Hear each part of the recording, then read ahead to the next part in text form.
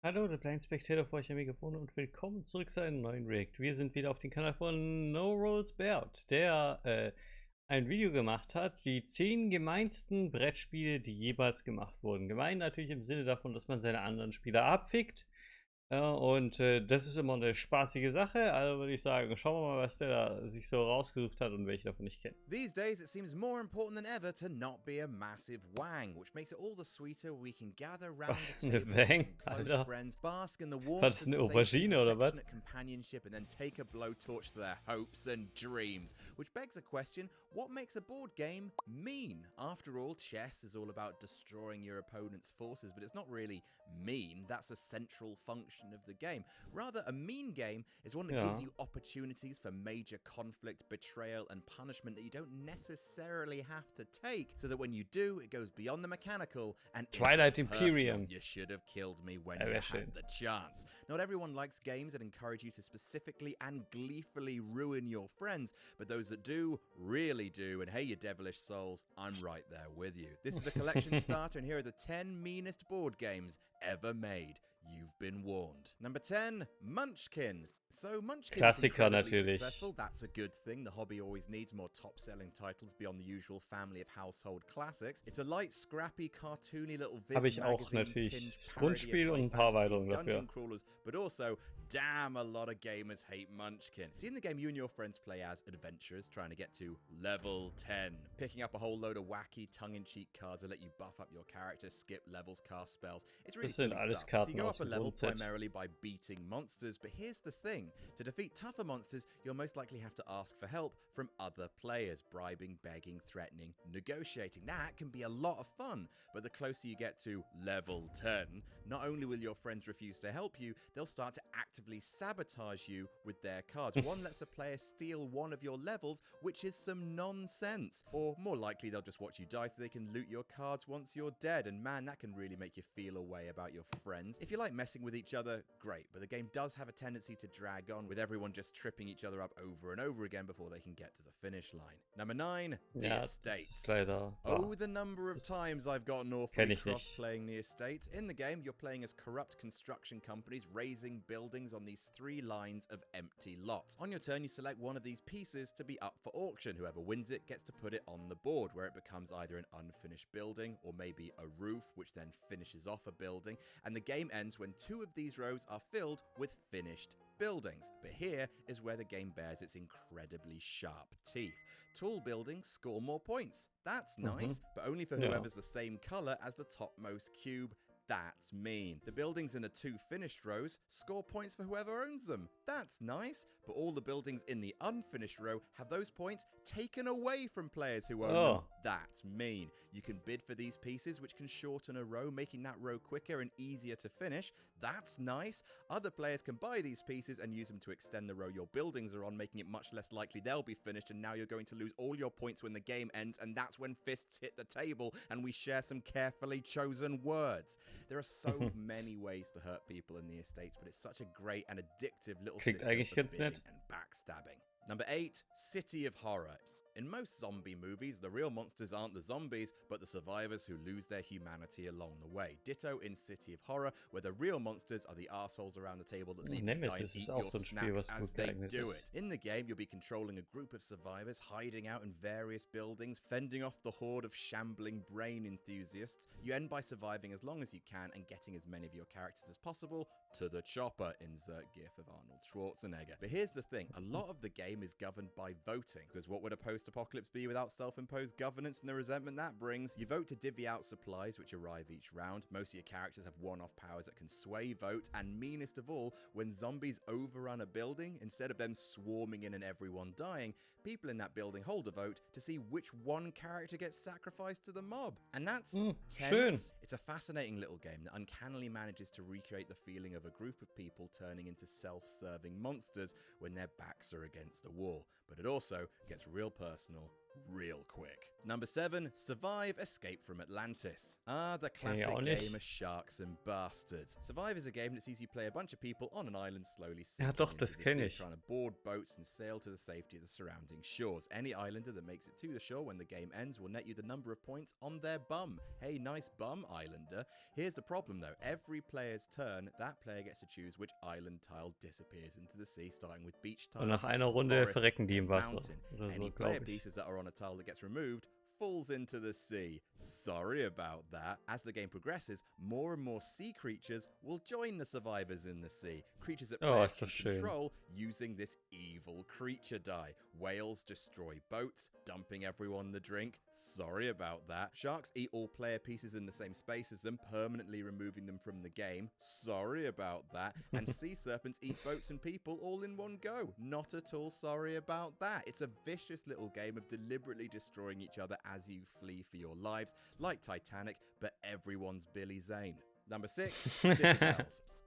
Citadels, you little bugger. In this game, you gain money, use money to build cards. The first person to build 8 cards ends the game and has endgame bonus points. So far, nice and simple. The unique selling point of Citadels, or the unique reason to kick the game into a factory fire, is each game there's a bunch of roles that all do different things. And each turn, the roll cards will be handed around with you picking which role you want to be for that turn from the ones that are left. Almost all the roles dick over the other players. The warlord destroys other people's built cards. The thief steals the entirety of someone else's money. The magician can swap hands with someone else. And the assassin can make one roll skip their entire turn. The assassin can get in the bin. In the current edition of the game, there's 27 roles to mix and match from. And the fact that a lot of their powers are about attacking roles rather than players, that means because the roles are largely chosen in secret, it makes trying to screw each other over a fun little game of bluff and counter bluff, but there's no denying that it's borderline impossible to win Citadels without royally screwing someone over at least once. Number 5, Spartacus, a game of blood and treachery. Yes, it's a board game based on that Spartacus show you haven't seen but are aware has lots of blood and boob. Well, Spartacus, the board game, sees you playing as rival families from that show, bidding on cards, betting on gladiator fights, which players actually fight with dice in real time, which is cool, and buying these intrigue cards, allowing players to hit each other with schemes mostly consisting of kicking one of your opponents in the metaphorical wallet or the metaphorical kidneys. There are lots of ways to be cruel to your fellow players in Spartacus, bluffing them into bidding loads on worthless cards, having their prize gladiator executed if they lose a match, which you do with the thumbs down gesture, which is rad, or something worse than all of these. See, all of these schemes that mostly hurt other players require a certain amount of influence to play. However, if you don't have that much influence, you can still play the card if you strike a deal with another player and use their influence as if it was your own. As soon as that happens, you can turn around, play the scheme on the player who just helped you, which makes you the biggest monster in all the Roman Empire, more so than Caligula. Das wäre ja ein richtig Number 4, Arschloch. Nemesis. I love Nemesis. Nemesis, jawohl. It's a chunker, big box, big price tag, but it's also everything you could ever love about the Aliens franchise in a box. You're on a ship, aliens are attacking, and depending on your secret mission, you want those motherfucking aliens off your motherfucking spaceship, or you're working for the not Weyland-Yutani Corporation, and you quite like to stop those players because, you know, profits somehow. There is a lot of rules in Nemesis, too much to cover here, maybe in a future Masterpieces video, coy finger to the lips, but the heart of the game is traveling around, fighting off beasties, and trying to complete tasks vital to your own personal success, like privately fixing or breaking the engines or making sure the ships jeder hatte halt sein eigenes Ziel quasi und manchmal ist das Ziel halt auch, alle anderen abzuficken. Secret objective that they can't win the game without completing. Some are good, like send a signal and make sure you all get home safe. Oh, cute. Some are bastards, like be the only survivor, or even worse, make sure player 3 specifically dies. Damn, Nemesis. There's mean. Vor allem, was halt auch gemein ist, man kann halt nicht mal den Spieler direkt angreifen, den man killen will, sondern man muss es indirekt machen. Man muss vielleicht mal als Alien zu ihm locken. Oder zufällig eine Granate in den Raum werfen, weil da ein Alien mit dabei ist. Und den Spieler trifft es halt aussehentlich mit. Solche Unfälle passieren. In a room with an alien queen because you really want them in particular to die. Carter Burke cruelty at its most despicable. Number 3, lifeboats. Lifeboats is kind of a cross between Survive Escape from Atlantis and City of Horror. You're in boats trying to make it to shore and also voting yourself into some broken friendships. There's a number of boats and all the players mix up the sailors of their colour between them. Every turn, one of these boats is going to spring a leak decided by all the players voting with their cards. Starting player breaks ties. Any boat that springs a leak has to throw one of the occupants overboard to die. How do you decide who gets thrown overboard? That's right, a vote. Starting to see where the meanness comes in. Then one of the boats moves closer towards the islands, decided by, yep, another vote. And then the next round, another leak, another poor soul hurled into the drink. If a boat ever has more leaks than pieces in it, that boat will sink. And that's the core of the game right there, meaning the whole thing is a constant stream of bargaining, threats, teaming up on one poor player, and muttered oaths of revenge. Every player has 3 of these captain cards, which means if they're the only one playing that card in a certain vote, they'll automatically win that vote, which is a nice way for outnumbered players to even the odds. But otherwise, this is an utterly cutthroat game of alliances, arguments, and tension. Certain game groups will absolutely love it, and I fear those game groups. Number 2, intrigue.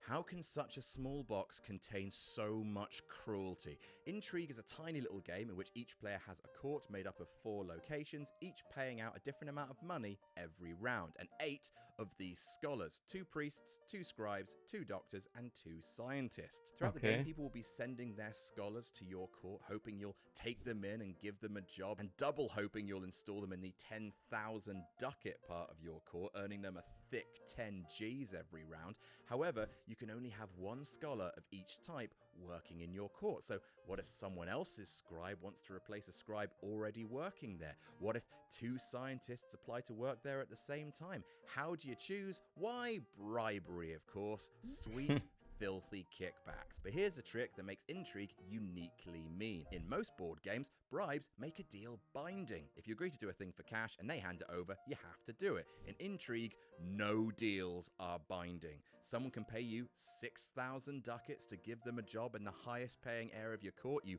take their money and then give them the lowest paying. Or maybe yellow and green both bid for their scientists to work for you. Green's in last place and only has 2,000 to offer. Yellow bids 5,000. You take yellow's money and install green because they're less of a threat. It is a raucous symphony of bastards. Aber irgendeinen muss man dann installieren, oder? Also sonst wär's ja... And number 1, diplomacy.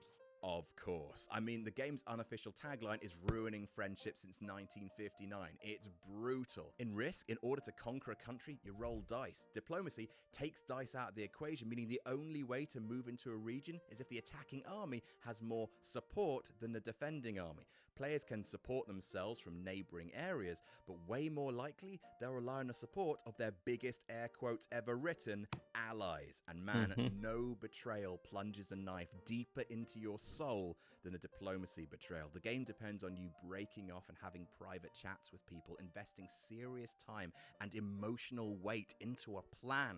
And then you write down your orders, reveal them all at the same time, and act them out right there and then. Hey, maybe your ally helped you this time. Okay. Maybe they'll do what they promised. Maybe the next time and the time after that. Until that one time where they completely abandon you and side with your opponent who's actually been pulling their strings the entire time, and it breaks your heart. Unless, of course, you ditch your ally. Das klingt an sich echt cool, aber ich glaube, dafür braucht man echt die richtige Spielgruppe und sehr, sehr viel Zeit.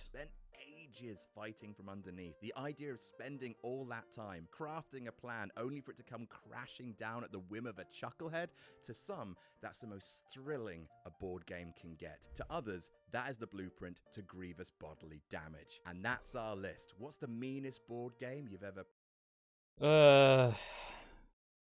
Ja, da dürfte eigentlich so ziemlich alles, also da war eine Menge dabei, die ich nicht kannte. Und an die ich auch gedacht habe, waren auch dabei. Sonst fällt mir spontan da nichts ein, wo man sich gegenseitig so richtig hart abfickt. Aber das ist immer eine schöne Sache. Und auch ein schönes Video. Ich hoffe, euch hat es gefallen. Der Kanal ist natürlich wie immer verlinkt. Und wir sehen uns beim nächsten Mal. Bis dahin, haut rein.